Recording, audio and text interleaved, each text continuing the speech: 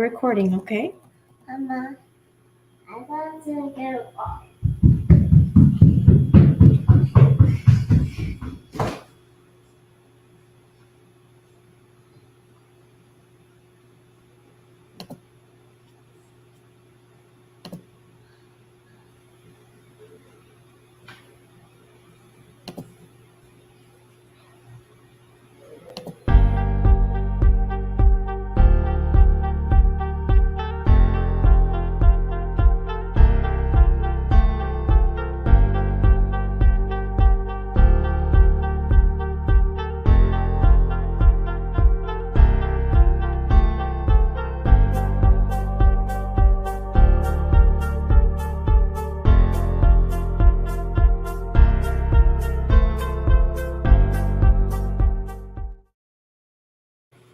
Hey moms, Convention of States Michigan is here for you. TimeOut with Convention of States Michigan.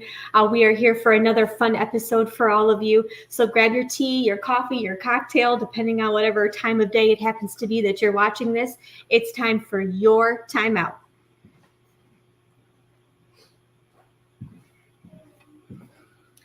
So moms all across Michigan and all across the country are balancing higher prices at the grocery store, inflation, a crumbling public school system, and trying to figure all of this out and trying to figure out what happened.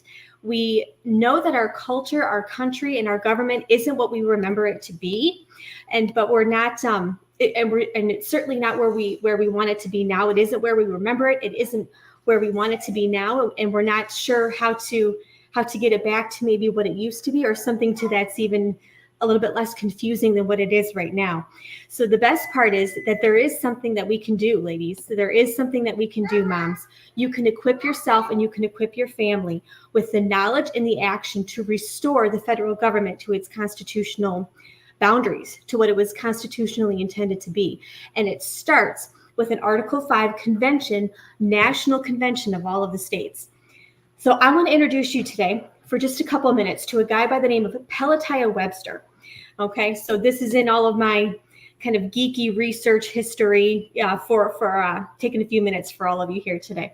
So he was back during the American Revolution, was an American merchant. He was a clergyman, and he was considered to be one of America's first economists. So he was, like I said, during the time of the beginning of the American Revolution, he actually wrote a series of short essays concerning finance, the economy, and the government of a fledgling United States, right, that had just passed or had just written and signed the Declaration of Independence, was just starting on down this trek of the American Revolution, and just starting to kind of try and figure out how we wanted this country to look and how we wanted it to be different than what we were seeing in England with the monarchy in England. So in one of his answers, he was a Federalist. Okay, so Pelatiah Webster was a Federalist. So this means that he was actually more pro a more powerful centralized government versus having more authority independently throughout each of the states, right? So he was a Federalist. He wrote in one of his essays, in an answer to the anti-federalists, right, who wanted more states' rights, who were more independent states versus, and very wary of any sort of centralized government authority. He wrote in an essay to kind of address the anti-federalist concern that they didn't want the Constitution actually ratified and written. Webster didn't believe in extensive government. He didn't even believe that extensive government overreach was actually even ever possible, that it wasn't even likely to even happen, because he assumed that the states would always be there to hold the federal government accountable, and that the states would hold any necessary Article 5 conventions in order to maintain checks and balances and actually be kind of that fourth branch of government, that fourth check and balance on the federal government itself. Webster, in fact, argued that the anti-federalist, this fear, this apprehension that they had of centralized authority in a federal government, that this type of kind of potential government abuse was actually unfounded, because Article 5 allowed for the state convention process and would be used whenever it was needed. So Webster actually wrote in one of his articles that, and I'm going to quote here from him, "So 'tis not supposable that such abuses could arise to any ruinous height. So no abuse, it's not even possible for any abuse to get so bad before that would affect all of the states so much that at least 2/3 of them would unite in pursuing a remedy in the mode prescribed in the Constitution." He's talking about Article 5 there, which will always be liable to amendment whenever any mischiefs or abuses appear in the government. So there you go.